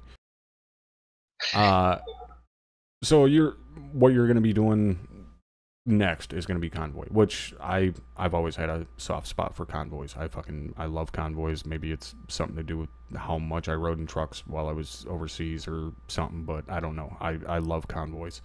I think part of it is because of the radio communications, how much shit is going on the radio. Because as task force commander, when I'm rolling in a convoy, I'm listening to HQ net, I'm listening to fucking company net, and I'm listening to convoy net. So I have shit going off pretty much at all times, and I love it. It's fun to me. For me, my go-to training is always MOUT, and that's not really much of a secret. I mean, all guys in the unit know I love MOUT operations, and to me, it's one of those that kind of drills on every bit of the fundamentals. Not only do you work on fire maneuver, because you are firing, maneuvering, even though you're in a town, you still have to fucking shoot and move. The main thing to me is it really fucking drills you on situational awareness, which to me is one of the most important things you can possibly fucking have, is situational awareness. And in MOUT especially, if you don't possess that situational awareness, you are gonna get fucked up. So that's why I love training on MOUT so much, is because of what it teaches you as far as situational awareness. And it's one of those where a MOUT training, like a squad training for MOUT, can very quickly just dissolve into absolute fucking chaos and nobody knowing what's going on. And I hate when that happens. That's why majority of the time, if I'm ever in a squad training, especially if I'm, asked to come sit in for a squad training that's in MOUT, I will stop a training in its tracks when someone fucks up and crosses a road without being covered or whatever. I will stop a training right then and there and explain to them exactly what they're doing wrong and how to fix it. Because I hate those squad trainings where you go in, you do a squad training for an hour, and then at the end of the training, everything that you did wrong is pointed out, and it's like, dude, that was 45 fucking minutes ago. Half these guys can barely remember their own fucking name, let alone, you know, that guy that was shooting at them through a window from 200 meters away 10 minutes into the training. So I, like, when I run trainings, it's a lot like OSUT, where, you know, you fuck up, I'll stop you and make you unfuck it. And Hammer, you kind of do somewhat the same thing, right? Because, like, when you run trainings, like, you'll go through an engagement and then stop everything and do like a miniature debrief on it, right? Absolutely. And that, to me, I don't know, maybe I'm way off fucking point, but that to me definitely seems to work better. It gets the point across. Guys actually learn from it more, in my opinion. But again, I could just be completely fucking wrong. What about you, Loster? Do you think training in that style works better? Sure. It hadn't occurred to me until I actually did a joint training once. This was with 3-3 and 1-4. We actually did joint squad training. It was an auxiliary operation, and Petco was running it. And what he actually did was we were maneuvering as a squad, and he actually he popped smoke to like simulate, like, red is I think yellow is like enemy sighted and red is enemy contact. And what he would do is we would start maneuvering, and he would go on platoon net and just have everybody stop what you're doing, nobody move, I'll come over to you and we're gonna talk. And he would come over to the squad that he noticed and he would point it out. So now what I'll do is I kind of do the same thing where I'll take notes, because I kind of learned that from Drum. He used to write shit down. As long as I've known him, he's always like written shit down, and then he'll bring it up at the end. But sometimes, especially during an operation, it's almost 3 hours, so it's kind of hard to, like you said. Yeah, you have to take notes. But I'll kind of do the same thing, or I will, or I'll amp up the training if I'm Zeusing. I'll amp it up to illustrate, hey, you guys are fucking up, and here's where you're fucking up, and this is why you're being punished. So I'll, if they're bunched up, they get hit with IDF. If they're flank exposed, they get flanked. Stuff like that. Right, and that's, like you said, taking notes. Like, that's why I have fucking 5 goddamn notepads sitting here in front of me, because I'm constantly taking notes on the shit that we're doing. But like you were saying, the joint training there, there was one I Zeused a while back for, I can't even remember. I think it was 1-4 and maybe 1-2. I can't remember exactly who it was. But there was a bunch of guys in there. The Buxons, because 1-4 is Lindsay and 1-2 is Ryan. Yeah. But I forewarned them, like, before we even started the mission, like, hey, this is gonna be a long fucking training, because I'm gonna beat the shit out of you guys when you fuck up, and I'm gonna stop you and point out every single little fucking mistake that you make. And they were all for it. And I mean, it was a long training. Like, it was 2.5, maybe even 3 hours that the squad training went on for.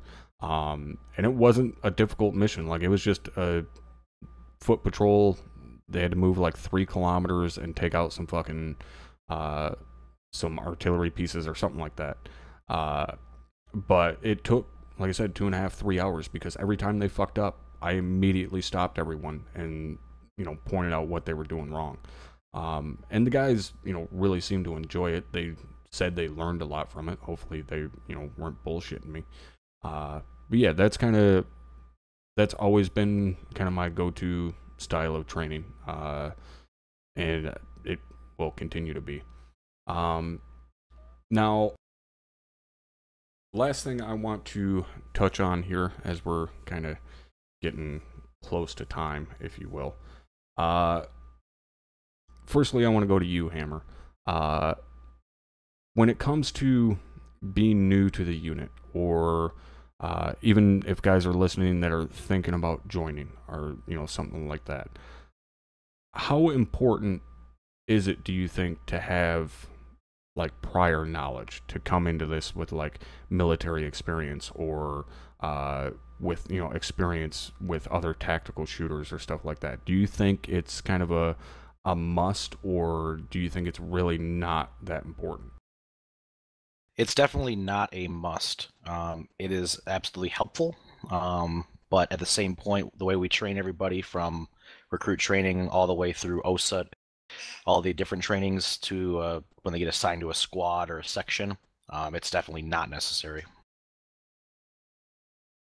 Okay, and what about you, Brewer? Do you think it's a must to have kind of military experience?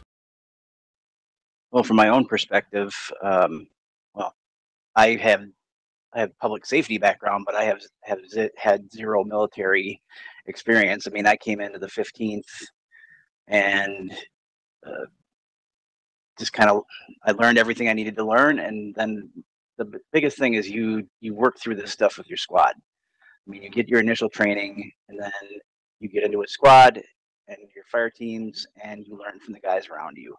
I had zero military experience when I came in, and I learned, and because there are guys around you that have that knowledge, and the leaders of the unit put together awesome training documents and things you can learn from, um, that do have those experiences, you certainly can absorb that. It's just you're joining into a unit that is unique, and I think learning that stuff uh, is a big part of how you bond to the unit and bond to each other as a team, and uh, that learning is a big part of why I think the 506 in particular has been so successful over time, is because people come in knowing almost nothing, and they can Right. get along with those guys, with the guys next to you, and then you share that bond. Yeah, I think we do get that a lot. Guys coming in that have no experience whatsoever, and that's why they come here, is because they want to learn. And I mean, that does come into play even in real world. I had talked about on a previous podcast a good buddy of mine, Stukas, that was my assistant instructor in OSUT for a long time, who ended up actually joining the Army and is now in a striker crew, or in a striker dismount. And all of the shit that he learned here came into play when he was going through for the Army. Obviously he didn't, learn any physical skills per se, which is why he was bitching at how heavy the saw actually is. But a lot of the tactics and techniques that we use, or that the Army uses, that he now uses, he learned here.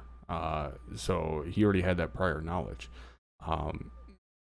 Now, the reason I say that it's not important to have prior knowledge coming into this, and I'll even go a step further and say that it can actually at times be a bad thing to have prior knowledge, is the situation of, say, an ambush. Okay, in real world, to deal with an ambush, you're taught to assault through the ambush. If you're in the kill zone, you assault through the ambush, make a hole, and break out of it. In Arma, that doesn't work because the AI doesn't feel fear. They're the overwhelming firepower and putting a couple thousand rounds down range and making them break ranks via frags and shit like that, and then getting out of the kill zone doesn't work with AI because they don't have that fear for their life. So that's actually an adverse reaction to try and assault through the ambush, because you start throwing frags and then get up and start running, the guys on the flanks are just going to fucking chew you up. But that's what you're trained to do in real world. So if you come into this with real world experience, it could actually hurt you in that situation. Now, obviously, I'm not saying it's bad to come into the 506 with military experience. That would be a fucking asinine thing to say. But the point I'm getting to is, you don't have to have that real world training. And even if you do, you're probably going to learn things or be taught things differently than the way you were actually taught in real life, because it is a game. There are things that we have to do differently. We have to change things up a little bit to work around the game. So even if you have absolutely no experience whatsoever, you're going to be trained, hopefully, to a point where, you can function right alongside guys that do have military training. Now, obviously, that's a long road to get to that point. And it's, some guys possibly never do. But if you put in the work and take it seriously and, you know, get through the training pipeline and start doing your squad trainings and paying attention to the guys around you that do have that knowledge, you can definitely get to that point where, like I said, you can run side by side with guys that do have military experience, and they're going to depend on you to do your job properly and hopefully not have to look over their shoulder and make sure you're doing it right. But the reason that guys are able to do that, again, is because of the amount of training that we do between the training pipeline and between those weekly squad trainings and the platoon trainings and stuff. You know, it does take time, and that's something that people may criticize about realism units and stuff, is, you know, how seriously guys take it and this and that. And to kind of touch on that point, like, why do guys take it so serious and shit? I know, at least for myself, when you have all of that time invested with trainings, operations, so on, and a lot of people don't realize how much shit goes on in the background preparing for a training, like Hammer and Loster said. I mean, they have 8-week training plans that they've put together. Or for an operation, you know, you're planning for damn near an entire week before that operation actually starts, you know.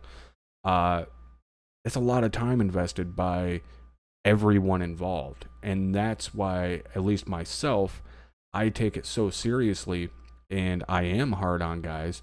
Is it's not a matter of, you know, I'm doing it just to be a dick. It's a matter of, there's 60 people in that task force, and one person being a complete fucktard has screwed up that operation for 10, 15, 20 other guys and has now wasted their free time.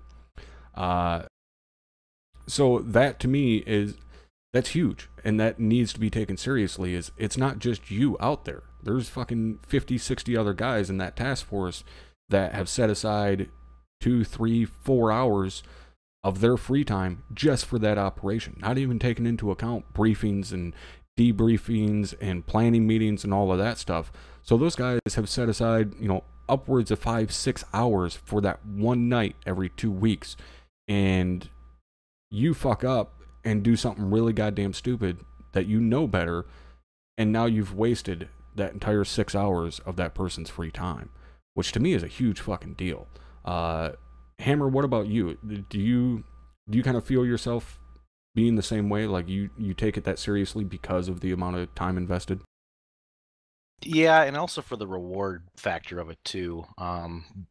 You know, we've talked about this plenty of times, you and me, and then also on this podcast, but seeing that those efforts pay off. I mean, one of the fire teams, when I was a fire team leader, I think the 4 of us were together for over 8 months without a single change as far as reserves or anything. And being in that situation where being the leader of that group and seeing everything come together, people knowing their jobs and what they're supposed to be doing, and having that happen on screen in front of you with people from all over the world, like, that's pretty fucking cool. And and that to me is more so why I am so adamant about training. And I like teaching. I don't mind teaching, so that's another part of it too. Yeah, and that's obviously, I don't have a fucking problem with it. But yeah, and I have been lucky enough to have that feeling not only once but twice, because we had it in 1-2, and like you said, I mean, pretty much all of us in 1-2 were together for damn near a year. You know, we had a couple new guys come and go here and there, you know, but like me, you, and Franklin, Hammond, fucking Williams is dumbass, Lovey Williams, but we were all together for a long fucking time. So that's, like you said, it was really rewarding when it was just, you know, it was the normal crew, week after week after week.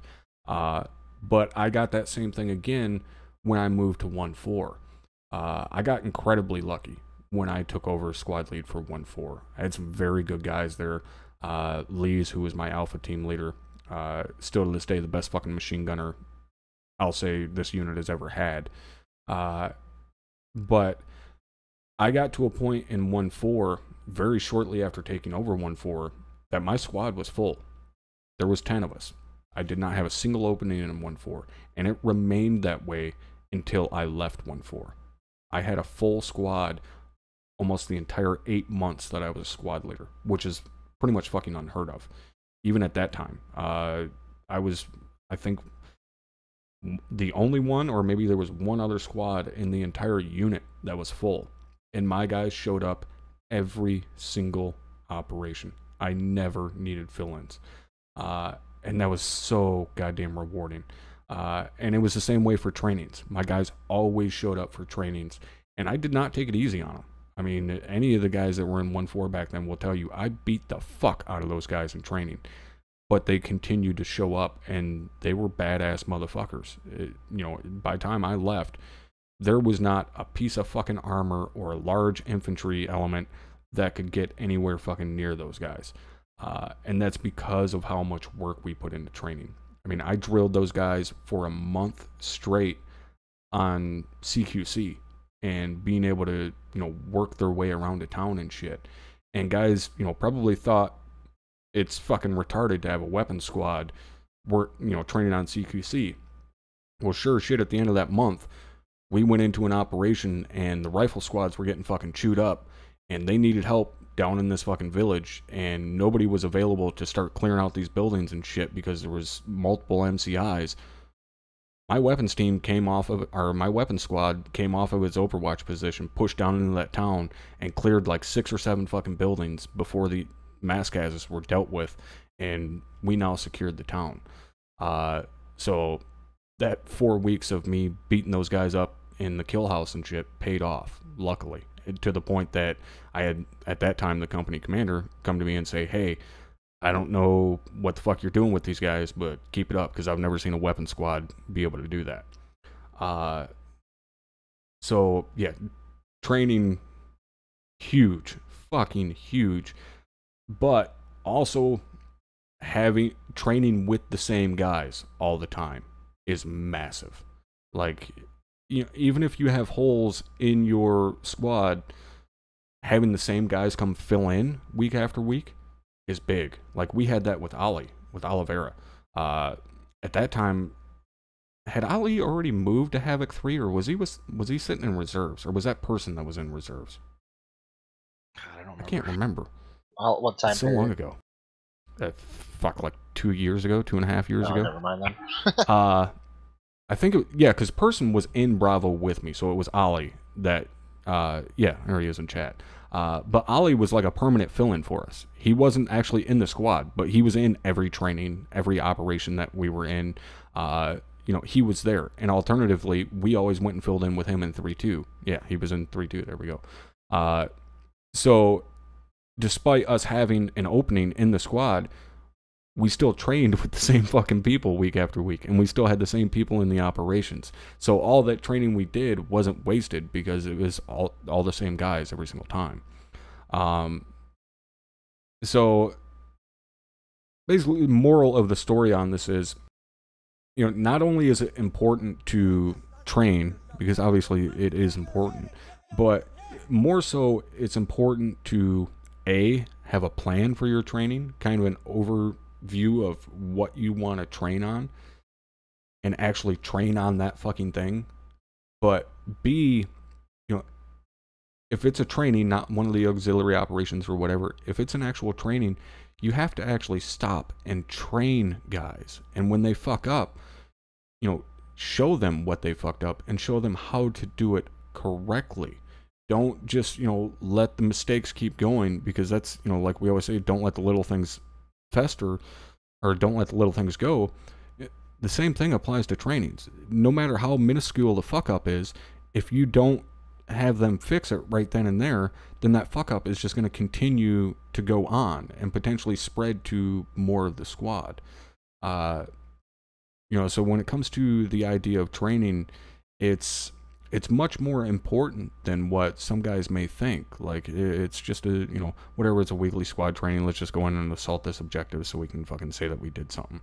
Okay, that's great. That's all you're really required to do.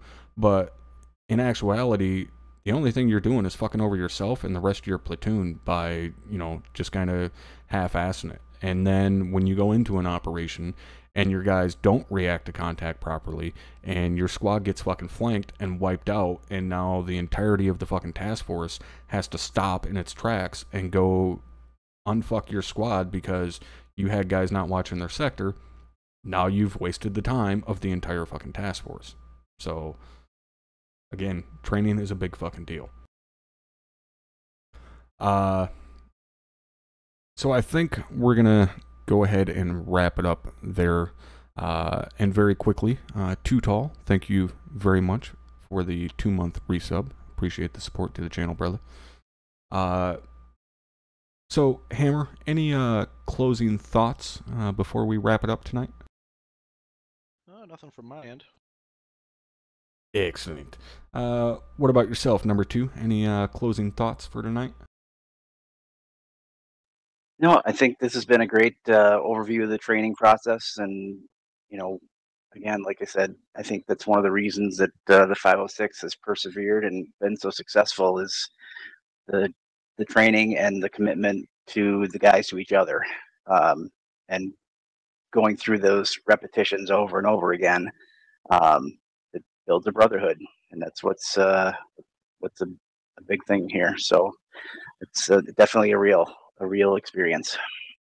Yeah, and all those no life instructors that do it week after week, fuckers. Lobster, what about yourself? Any closing thoughts tonight?